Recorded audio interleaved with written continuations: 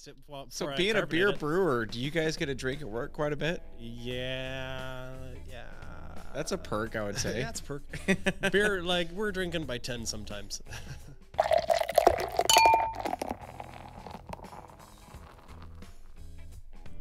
Today on Careers Over Beers, I have with me Brandon Fair, and you're a beer brewer. And Yes, sir. This is kind of a special episode because Careers Over Beers podcast. I mean, Right, yeah. You're in a beer career. I am, yeah. This fits perfectly. Your career is in beer. My career is beer, totally. The making of, the drinking of. Yeah. So what are we drinking here? This is a Lager of the Plains. I work at River City Brewing Company in Wichita's downtown, and this is our lightest beer that we usually brew. This is the one I drink the most of because it's crushable. Crushable? Oh, yeah. You can drink it. What do you mean? Like, you can just slam cans and crush them? You can slam cans for sure. So it's a light beer? It's a light beer. It's a lager? Yeah. This is probably our lightest beer that we brew consistently. 4.8%? Yep. We're not going to get you too twisted right off the bat. That wouldn't be a bad thing, though. Cheers. Yeah, cheers, man. Yeah. Yeah, man. Yeah, I brought a couple. I brought a honey beer. I brought a red ale. I brought a 13% stout. Let's try them all. Yeah, let's do it. Let's do it. This one is good. This tastes like a normal American lager you would taste. This is for our Bud Light drinkers.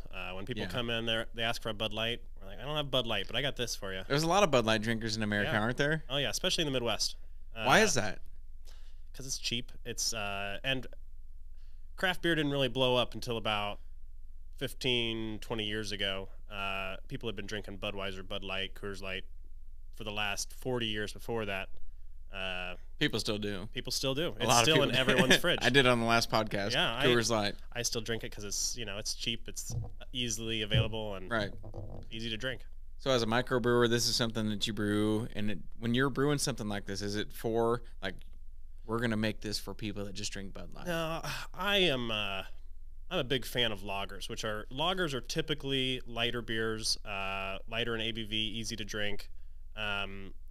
And I am a big fan of that style. I like those lighter beers. It's kind of something I've been gravitating more towards the last year or so. And I don't know. I think they're a fun beer or a tough beer to brew because you can't hide any screw ups behind extra hops, behind extra flavors, stronger flavors. Exactly. You have to nail it. What makes a beer a lager? What is a lager? Okay, so a lager there's two different kinds of beer. There's lagers and there's ales. Lagers, the difference between the two is the yeast that you use. There's lager yeast and ale yeast. Lager yeast ferments at a lower temperature than the ale yeast does, and it also takes a lot longer. You kind of want to let it sit for a lot longer so it'll clear out a bit. And so like a Bud Light or a Coors Light, that's a lager. I believe so. Yeah. I think they use lager yeast. So it just comes down to the yeast. That's all it's about. Comes down to the yeast, yeah. Okay. Yeast I never knew that. I mean, when I see a lager, it's always like a golden lighter color, you know? Yeah. You never see a dark lager. I haven't, at least. They're not very common. There are some, especially German-style beers. Lagers are, there's a lot of really good German lagers. And they have some darker ones over there that are really good. But why do people always say that Germans are the best beer brewers? I always hear like, oh, if you want good beer, you go to Germany. You go to Oktoberfest. Why? Do you actually think that they're better? They have a law over there called Reinheitsgebot. I think I pronounced that right. And they are only allowed to use 4 ingredients. The 4 ingredients in beer, which are water, yeast, hops, and barley. And they can't adjunct it. They can't throw anything else in there. Oh, really? And they've been doing beer for a long time, thousands of years. So it's the oldest recipe in the world. Yeah. That's what I hear, at least. I think that it's been around since ancient Egypt. Have you seen Bud Light's new little gimmick they have on their cases of beer where it says water, hops, barley? Yeah. And maybe wheat. I don't know. I think they throw rice into it too. Rice, yeah. Is that true?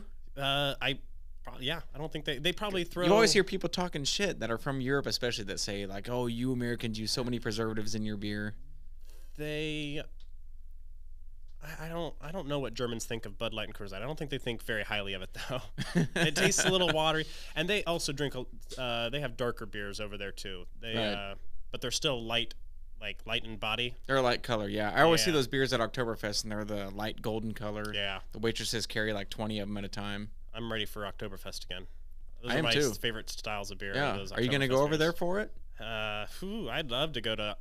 Is that one Germany. of your goals? Yeah, one of these days. Yeah. Oktoberfest in Germany, that'd be killer. It would, man. Yeah. It really would. I don't know if I'd come back. I don't know if I'd make it back. So, how did you end up brewing beer? What's your path to that? Well, it all started in high school, drinking beer. That's not allowed. That's illegal. Yeah. I'll keep this between you and I. Not in Germany though. Yeah, no. You were in Germany during those years. Yeah, let's say I was. I first got into craft beer kind of when I was working at Granite City. I was just waiting tables, bartending there. Okay. And that opened up my palate a little bit from just drinking Budweiser. I started trying IPAs and things like that I'd never tried before. I ended up moving over to River City Brewing Company, which is where I work now, and I was still waiting tables, bartending, and I started doing some home brewing while I was working there. And after a year or two of that, a position opened up at River City, and I got the job, and I've been. What was that position? Master? Not master brewer. Let me clarify now that I am not a brewmaster. I am no master brewer. I'm still an amateur, pretty much. But you are doing it for a living, which is more than most homemade brewers or amateur. I would consider an amateur somebody that brews at home. Right? No, some of these home brewers are better brewers than I am. Really? Sure. Oh yeah, they've been doing it for some of these home brewers. I'm also in the homebrew club still. And some of these guys are way smarter than I am. They've been doing it for longer than I have. Yeah. There are some of these guys that know a lot more about it than I do. And homebrewing's become a huge thing. Oh, it's blown up. I don't remember it being a thing. Maybe it's just because I was younger and didn't pay attention. But it seems like right now in today's age, homebrewing is huge. Yeah. Like there's all sorts of kits you can buy. Yep, that's how I got started. Was with one of those kits. That was my very first brew. Yeah. Was just this box. I used a kit too one time when I was younger. Yeah? My dad and I brewed some beer with one of those kits. Turned and out I remember pretty good? It turned out all right. Yeah. I mean, they gave you those cans, and the cans come with like some sort of mash and all that. Oh, the extract, liquid extract. I've never made it from scratch though, which is what you guys do, right? Yeah. Like at River City Brewing Company, where does a beer start from? Okay, so it starts with whole grain that has been malted, which just means they kind of they let it germinate a little bit to where it's created a bunch of sugars in the grain. They roast it and they send it to these breweries. So we have this grain. We crush it down. Is that grain usually barley? Yeah. Okay. 90% of the time it's barley. Sometimes we'll use wheat. Sometimes we'll use rye, but mostly barley. And we throw that in with some hot water and let it soak for about an hour. And so this crushed barley is sitting in there with that hot water, and that water just pulls all the sugar out of there. And then we drain all that sugar water out of that tank. And so all that's going to be left in there is the grain with all the sugars kind of pulled out. Okay. And so now we've got this sugar water. We're going to boil that sugar water down, first of all, to increase the concentration of the sugars to the amount of liquid, but also to sanitize it. Make sure there's no bacteria or nothing living in there, because if there's anything living in there, it'll screw up your beer, and you don't want that. So you boil it. You throw in some hops for flavor. Also, it acts as a preservative. And after it's boiled, and you've thrown those hops in, you cool it back down to about 70 degrees, and you put it in a fermenter with some yeast and let it do the magic. Let it do the magic. The yeast is what does all the magic. So you separate, just to go back to the beginning, you separate the sugar water from the grain, and then you reintroduce them to each other later on? No, that's the mashing process. Oh, okay. That's called mashing, is when you take the grain and you're letting it soak in the hot water. We drain that water out, and we'll spray new, just regular water into the grain. On top of that grain, it'll kind of rinse the rest of the sugars out of it, and you keep pulling that from the bottom as well. And you take all that liquid and you'll throw it into your big brew kettle. We have a big tank. So the grains. So it's almost like a tea. We're pulling it through the grain. You're pulling it through the grain, and it's pulling the flavors off of there. Yeah. And then you're using that liquid to brew the beer. Yep. Okay. Yep. And all that grain, we can't, after the sugar's pulled out of it, we can't do anything with it. So we give it to local farmers, and they'll feed it to their cattle or their pigs. And, oh, really? Yeah, yeah. So it turns into a food for the animals. Oh, apparently they love it. Is that right? Yeah. We got one guy that comes by every day we brew, and he'll pick up like 5 or 6 of those big drums full of grain. Yeah. So you're helping out the animals too. Yeah, the animals love it when we drink beer. The more we drink, the more we save the animals. Yeah, exactly. That's a Well, we're still turning those animals into hamburger, and I don't know if we're saving them. That's true, because we're drinking one of those beers with a burger. Feeding them. We're fattening our food up for later. We're letting them live happily until they come to our plate. Oh, they probably go crazy over it. It tastes. I've eaten the grain that comes out of there. It tastes pretty good. Really? Yeah, it's kind of like cereal. It's dry? No, it's all wet. But it tastes like cereal, kind of, So you're basically making a tea out of that grain, and then that goes into the master brew pot. We put that in our boil kettle. Boil kettle. So we've got all this not master brew pot. Hot, sugary water in our boil kettle, and most boils. So we bring it up to a boil, and most boils last about an hour and a half, maybe an hour. And during that time, we're adding hops for flavoring. Is that an essential step? I was going to ask. I know, like Bud Light on their case, it says hops too, but every beer has hops. Every single beer. Some beers will use substitutes, like there's like a type of leaf, But even like the old beers from back in the old days, they all used hops. Yeah. Because I don't know, the story with the IPAs, that comes from back in the day when they were transferring beer and they needed more hops for preservatives, right? Yeah, they would. But there were already hops in beer before then. They just used more for more preservatives. Is that how that works? Yeah. Okay. Because they were shipping the beer to India. To India, from what I understand. And people just like the taste a lot more. Is what I've heard. Yeah. It depends on the hops a little bit. Every hop is a little bit different. Yeah. Different flavors. I kind of wonder what the beer tasted like back then. That would be interesting to go back and taste that stuff and see actually what it was like. If I got sent back in time, like on accident, I'd go back there and like make some of the best beer they've ever had. Dude, it is the oldest recipe, like you said. I don't know. Yeah, it'd be pretty cool. I'm sure they didn't make lagers like this back then. I mean, they didn't really have the refrigeration that you. Doesn't lagers need a cooler temperature? What they did was they would find caves, like by the ocean. Yeah. And they would store these. They would store clay pots full of these. Full of beer. Full of beer, and it's cooler temperature in that cave, and that's where they would stash it to keep it cool. Yeah. There's some crazy history behind beer. There really is. Yeah. And I'm part of that history now. Yeah, you are. You got a little part in the play. Yeah. So, like with Ireland, obviously, they drink Guinness. That's their main drink of choice. Oh, yeah. Their stout, their Irish stout. It's a damn good stout. What makes a beer dark? Because I've always wondered that myself. Like, people, I know there's a big misconception. I know a lot of people in America think, oh, you're drinking a dark beer, you're drinking a meal in a can. Yeah. You know, and then you look at the calories and everything, and on the can, it's like the same. So what makes it different? Well, the color, that dark color, comes from those grains. I mentioned that those grains were malted before they came to the brewery. Right. And so that malting process sometimes includes roasting. They'll send this grain through a roaster where they just pretty much toast these grains for. Oh man, I had somebody on from a malt house. I was talking to somebody from a malt house recently. I think it's like a whole day. They'll roast it for a whole day, just real slow and slow. And so these grains, they'll come out looking black and toasty. Oh, so they're just roasting the grains before they make the beer? Uh-huh. That's the whole difference between the color? Yeah. Really? And it adds a little bit of roasty flavor a lot of times, coffee flavors kind of things. Yeah.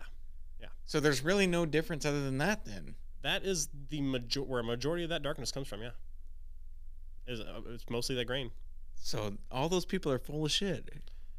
Yeah. Those dark beers aren't heavier. The dark beer I brought is going to be a lot heavier. Let's get into that. Yeah, let's do it. This one is German chocolate cake. German chocolate cake? Yeah, we boiled this for almost a whole day. So as we're boiling for a lot longer, we're evaporating more water. It's becoming a lot thicker, a lot more sugary, and so the yeast has a lot more sugars to eat and turn into alcohol.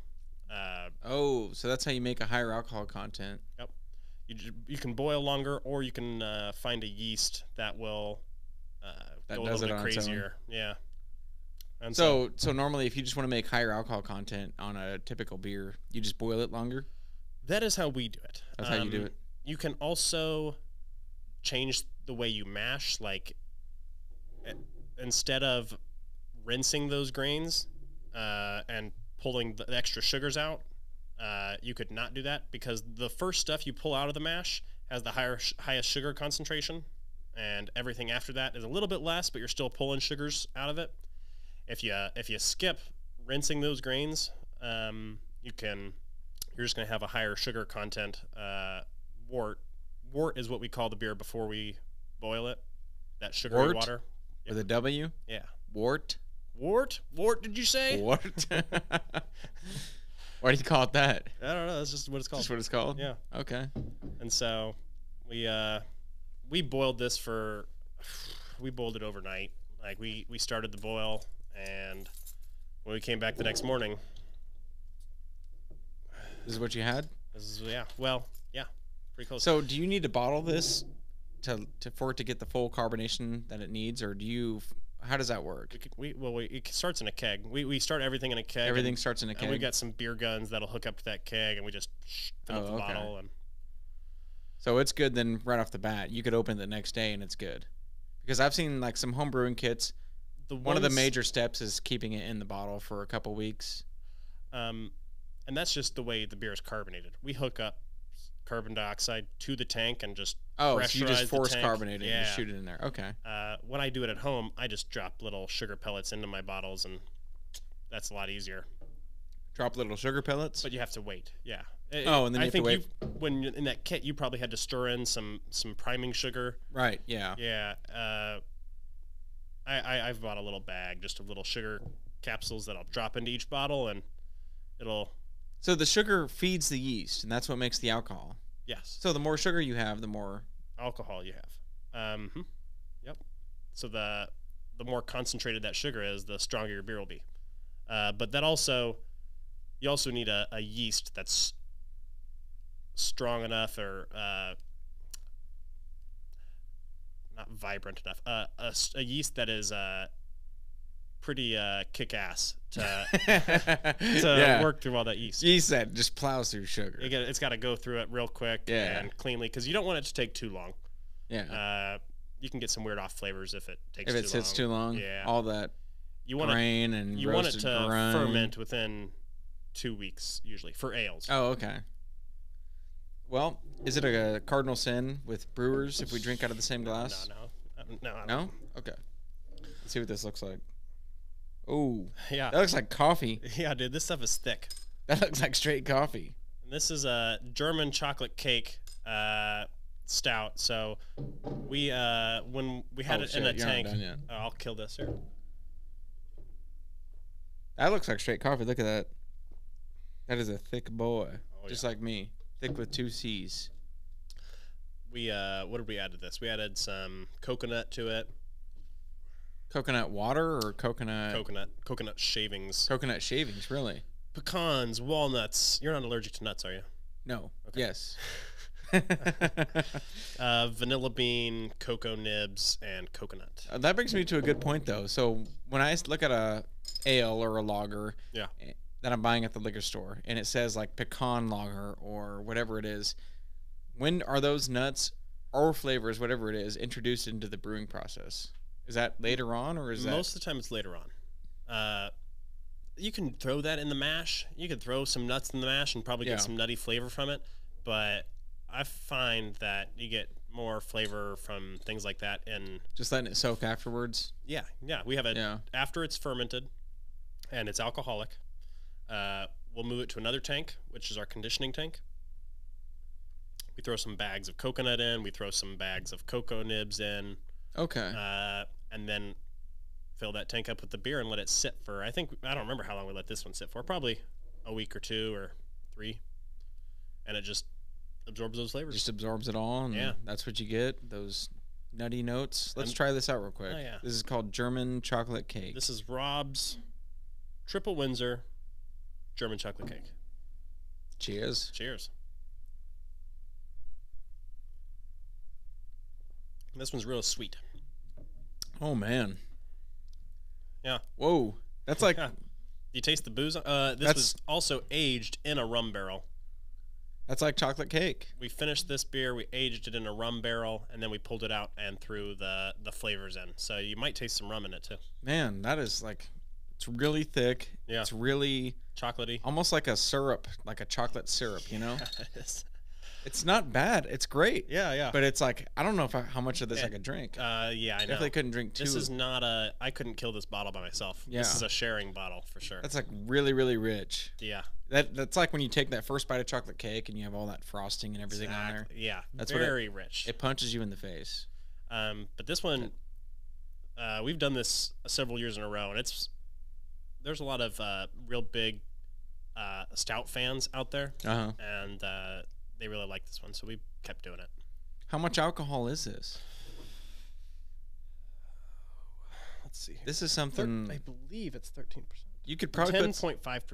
10.5. Yeah. This is not the strongest one I brought today, then. I brought an even stronger one. You could probably put some Bailey's coffee creamer in here, and it'd be good, you know? Yeah. We did a beer one time where we tried to make it taste like Bailey's Irish coffee. Oh, really? Irish coffee stout, yeah. Like a creamy stout? Yeah. Didn't hit the mark. No. Shocking. Yeah. That didn't work because we used how they have flavor additives, things. They don't always match. Like, you know how banana flavor doesn't actually taste like banana. Right. Yeah, it was kind of. You know what's crazy about that actually is that I read something one time that said that the banana flavor that we taste on like banana Laffy Taffies actually was the banana flavor of the old days. Yeah. And the new bananas we have just suck ass so much. Yeah, right? Like, they lost all their flavor. Yeah. We pick them too soon or something. Or it's a different variety of banana. Yeah. And it doesn't match up with the old banana flavor. I have heard that before, and that's kind of cool. I kind of want to taste one of those old school bananas, though, I do too. If they taste like banana Laffy Taffy. Yeah. And I'm not even a banana Laffy Taffy fan. I would be eating the fruit banana that tastes all like the that. time if that's what it tasted like. No shit. Have you ever made a banana beer? Yeah. Really? It was kind of we called it monkey bread. Monkey bread. Or wait, no, monkey. Something to do with it was a banana nut. We wanted it to taste like banana nut bread, kind of, and we called it monkey something. I don't remember what it was, but it was pretty good. Tasted pretty good. That sounds like a good idea. I mean, if you can make a chocolate cake beer taste good, this is pretty good actually. You can do, if you don't, and if I've got some other beers here too. It is thick though. Very thick. I mean, when they feel like you're drinking like motor oil. Motor oil, yeah. Or like straight chocolate. Yeah. When people say, those dark beers are like a meal in a can. This is they're what not they're talking about this, but this does seem like what they would envision. Yeah, this is what they're thinking. Something that thick. Because I've had Guinness where it's like when it's straight nitro out of the tap. I love that. So smooth. Yeah. It's like chocolate milk. Yeah. And I don't know how they get to taste like that, but well, the smoothness is all about the nitro, the nitrogen the fact that it's nitrogenated and not carbonated gives it a different mouthfeel. It tastes a little more fluffy, I guess, kind of, you could say. I don't know. Soft, almost like drinking milk. Yeah. It's you guys ever do nitros? Yeah, we have one nitro stout that we have on tap. It's our Emerald City Stout, and we can't crowler it or can it because it's on nitro. Right. And I know, like Guinness, when they put it in their cans, they have to have that little ball in there. Yeah. Yeah, to keep it. I don't even know what that thing does, but well, they're coming out with some new cans nowadays that'll help. They have like a little widget at the bottom of the can that holds nitrogen until you crack it open, and it releases all the nitrogen out of that little widget at the bottom. Oh, really? That's new can technology right there. That's dope. Yeah. And so hopefully we start seeing stuff like that, and you can start canning nitro beers, which would be really cool. I like that smoothness of a nitro beer. It is nice when you taste one, because a lot of people haven't even tried one. They're used to normal, like, unless they've Bud done Light. Guinness, they probably have never. Yeah, unless they've had Guinness and out of the tap too. I mean, you can buy Guinness bottles and all that, and it's not the same, but it really is a different experience when you get it and it's nitro and it's in a glass or a pint, and you take a big swig of that. It's like smooth chocolate milk. It's hard to explain, but and the reason they do it with stouts a lot is because, usually with like IPAs and stuff like that, you want to carbonate it because it releases more aroma when you carbonate it instead of nitrogenating it. Oh, is that right? Yeah, but with darker beers, you're not as concerned about smell and aroma as you are with hoppy beers. Yeah. And so I think that's why So that's a big part of why breweries probably force carbonate, just to get more flavors released, more aroma, more smell, aroma, and it also tastes better. I wouldn't want to drink. I don't like drinking flat beer. Nobody does. No. Unless they're really weird. Yeah, and they do. I've done it. So I drink a lot of flat beer at work, actually. Do you? Yeah. I gotta taste it.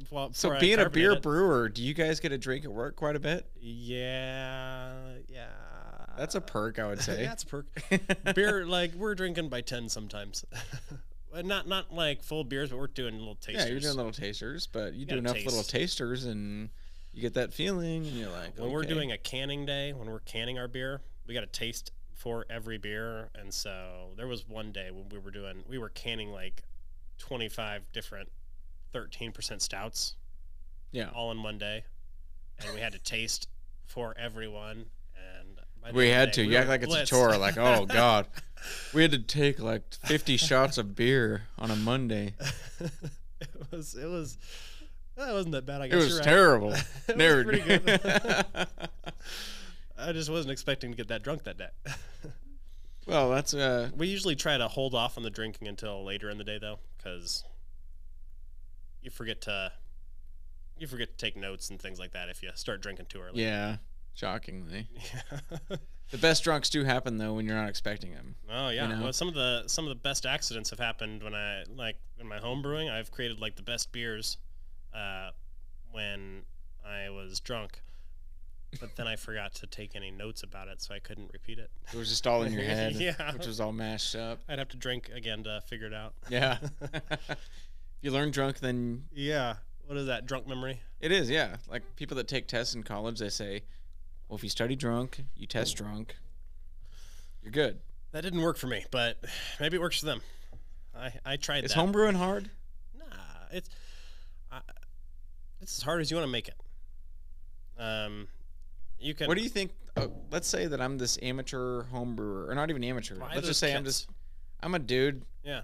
I want to start brewing beer at home. What's the best way to do it? What's the best way to go about it? Definitely start with those kits. Those kits really? Make it really simple. You don't have to have a lot of fancy equipment or anything like that. You just need like a 5-gallon pot and a 5-gallon bucket and patience. Yeah, you can do it really easily with those kits. So those kits aren't some scam thing that you see with others. I mean, you see all these different things where... Well, they're kind of a scam because those got me into the hobby where I've spent a good chunk of change on brewing equipment. I ended up getting... and at my local homebrew store here in Wichita, they'll sell you like the startup kit with all the stuff you need for $50, including a kit to do your first beer. And that's how I got into that was my first step. That was your first way into this path? Yeah. Career path? Doing the kit beer. We did an amber ale. It's pretty good. And it turned out great. Is that how most people get into it, you think? Like in your career field? Do they start with like a passion for it, like they get a kit, they brew it, and it just snowballs into this big Some of them do. Some of them, there's a lot of different ways into it. Like my boss, for instance, went to school for he was a microbiology student, and he started working up at Boulevard. Oh, not at Boulevard. He started working up at Free State. Oh, okay. As their lab guy, and he was the one doing all the lab work, and he started getting into the brewing more, and that's how he got into it. That's how it all happened, huh? Yeah, for him. I've heard a lot of different stories about how people get into it. A lot of them are home brewers that just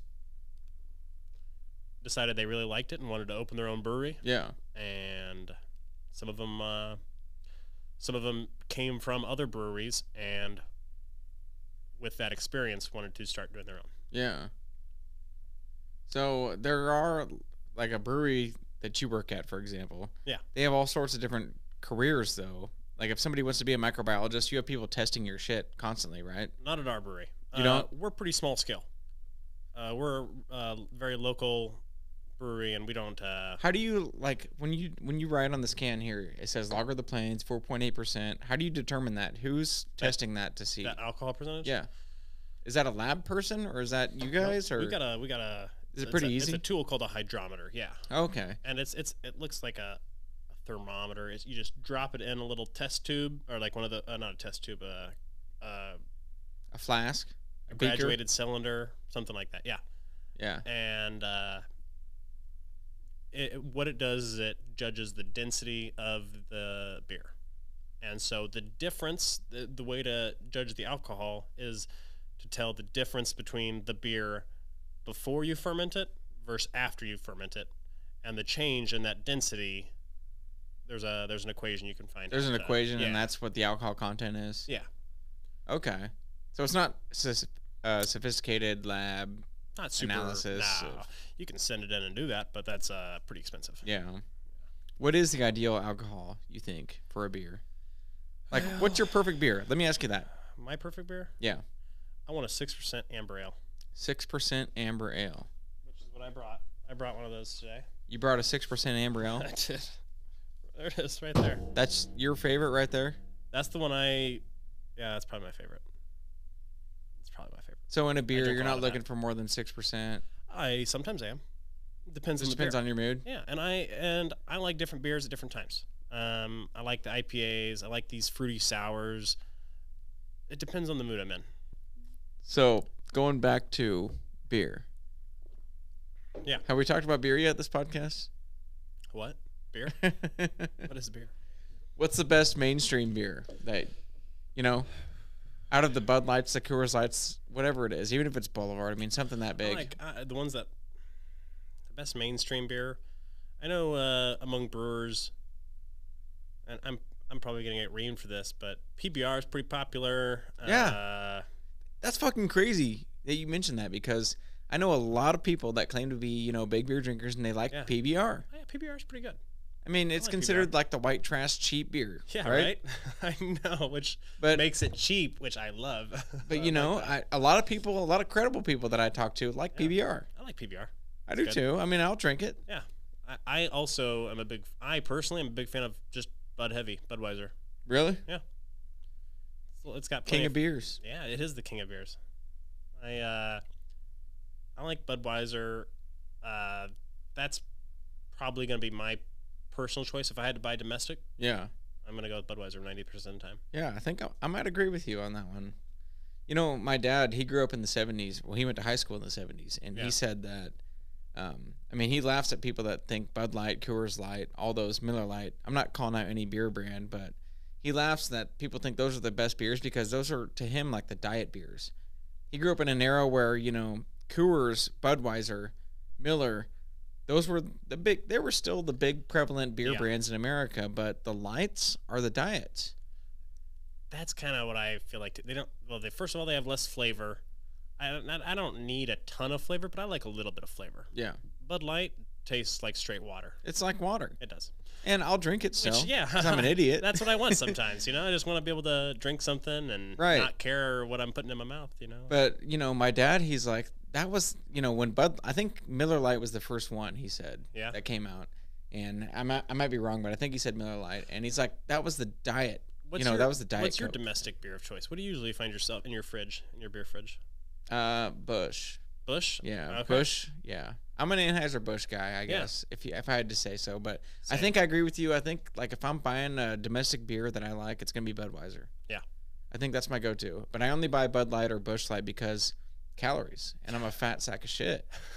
You know. I don't know what I've done to like appease God, but I don't have a gut yet, and I've been drinking beer for the last 4 years, so I think something. They're all wrong. I think the beer is helping you stay trim. Yeah. As often as I pee, I lose a lot of weight. There you go. Yeah. Let's crack this open. What do you got here? All right. This Rock Island? Oh yeah, the Rock Island Red. Let's do this one next. Do you have a? What are these cans? These are called crowlers. They're just crowlers. Yeah. 20 ounce or what? 32 ounce cans. 32 ounce cans. Yeah. And they're the next big thing. Have you ever heard of growlers? Yeah. Those little jugs. Yeah, those little jugs, the glass ones. This is kind of replacing those. I miss growlers. I miss having the glass. But, you like the growlers better? But this is nice because they're short and stubby, like me. Yeah. They remind me of you. That's why I like them. I mean, my upper half. Let's pour this up. Not the lower half? Nah, it's a different story. Is there a certain way as a beer snob? I'm not calling you a beer snob, but you kind of are. Is there a certain way to pour a beer? Yeah. You gotta, well, not how I did it right off the bat. Not you like gotta that. just pour it with the glass at an angle. And as it comes up, you kind of fill it up a little bit. How big are these glasses? Can we fit a whole crowler in both of them? I think these are like 26, something weird.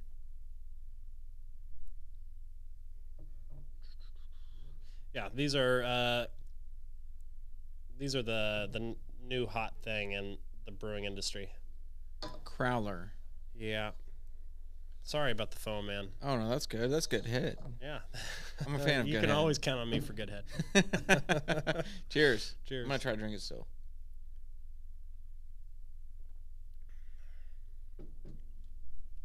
And this is just I like this one. I like amber ales because they're always balancing. So most of the flavors in a beer come from the hops and from the malt. You get some from the yeast as well, but a majority of the forefront flavor comes from hops and malt. And I always find that ambers or red ales tend to find a good balance. They kind of I taste that. Smack the middle. I definitely taste that. Get a little bit of hoppy, a little bit malty. There's a little bit of hoppiness to it. Yeah. And what's crazy is I never used to be a hop fan. I never used to be an IPA fan. But the more I drink them, the more I'm like, It's kind of like coffee. You got to drink it to like it. Touche. I guess if we get anything out of this, what would you recommend to somebody that wants to be a beer brewer? I encourage home brewing, and because it lets you play around with ingredients a little bit. You can try new things. You can work on a system. Like my home system is based strongly off of my work system. There's a lot of different systems, like the equipment you can use. There's a lot of different routes you can go with that. There's a lot of different ways to make beer. But so advice I have for people who are getting into it, don't be afraid to fuck up a beer. I fucked up several beers. If you're making it at home, don't be afraid. Oh yeah, definitely get into home brewing though. Start there. That's a good way to dip your toe in. Find your styles of beer that you like, and kind of just figure out the whole process of brewing, because knowing what's going on, what the science behind it is pretty important. So reading up on it and listening to podcasts is really good. That's how I learned a lot, from listening to podcasts. I heard podcasts are shit. Yeah, podcasts are the freaking Nobody listens worst. to podcasts. If anybody listens to a podcast, they're a fucking loser. They're retarded. No, I've got several brewing podcasts really? that I follow, yeah. So you don't need expensive equipment to get started? To get started, no. but it's one of those hobbies where it's pretty easy to just start getting into some crazy equipment. Yeah. Throwing some money at some stuff. Yeah, it's pretty easy too. That's a good hobby though, where you're all invested. If you're throwing money at stuff, but you're you don't invested. Have to. You don't have to. You can brew just as good a beer with the malt extract kit as you can from doing the all grain with the special equipment and all that. You can brew just as good a beer with that stuff. In the state of the world right now, there's so many microbreweries popping up everywhere, and so many brewers. It's not a bad occupation to get into. No, if you really want to, right? Right. Just don't compete for my job. I'm teasing. Or do. No, absolutely do. Yeah, I would love to see more people get interested in beer and brewing. It's a staple of being a human being. Yeah, yeah. And right now, it's pretty much all like the same people, middle-aged white guys. So we need more diversity. Everybody get out there and brew some beer. Yeah. If anybody likes drinking beer, it's pretty damn easy to make. If we were making it 3,000 years ago, then it can't be that hard. We weren't making it 3,000 years ago. Women were mostly in charge of. Is that right? Yeah. For the longest time, women were the brewers. Is that right? Up until very recently, yeah. And they handed it off to us? I don't know what exactly happened. They used to call these women that would brew witches. Like that's kind of what they were based on. Witches were based off of women brewers. That's why they had the cauldron. Really? Yeah. Cats were used to keep mice out of the grain, and there's a lot of. So that all connects together, and it does into beer brewing. It does. Maybe this is a rumor.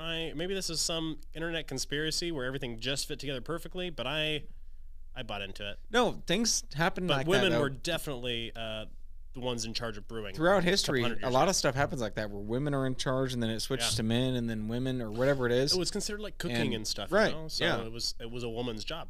And now it's a hipster in skinny jeans with a long beard. It is, yeah. Visit Central Standard Brewing Company if you want to see that.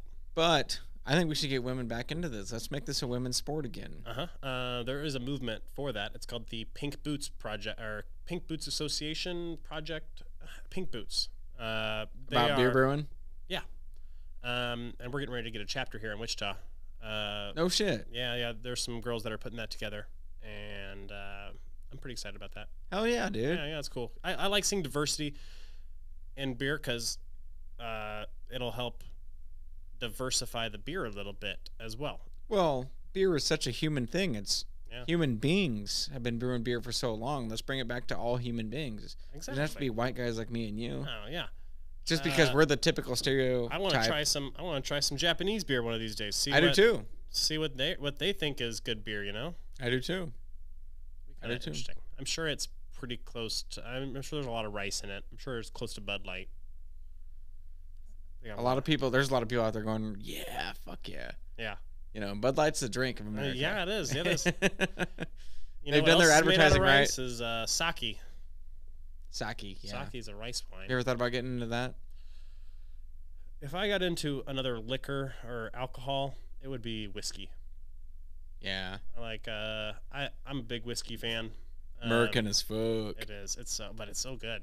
Yeah. Whiskey is the shit. That's something I've been getting into lately. Just because we did a lot of barrel aging at our brewery. We do this one was aged in rum barrels, and we've got barrels all over the place. Most of them are whiskey barrels, and that just adds that flavor to the beer. Yeah. You get a little bit of whiskey in there. That does it right. Mm-hmm. And so, yeah, I would totally get into distilling if it were legal.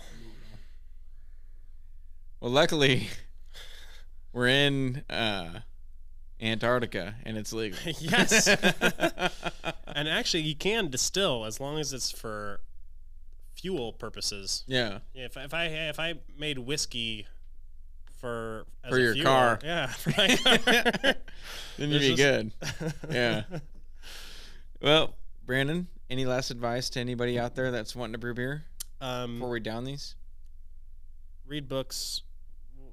Check out the internet. Epstein didn't kill himself. Maybe. Check out your local breweries, and give them a shot. Yeah, give them a shot. Give them a shout. Try some different beers. They're asking questions. You can learn a lot from those guys. Hell of a deal, brother. Yeah. Thanks for coming on. Thank you for having me. Thanks for all the beer. Yeah, this is great. Absolutely. We drank some great beer. It was a good time. Yeah, and, thank you. Cheers, bro. Cheers.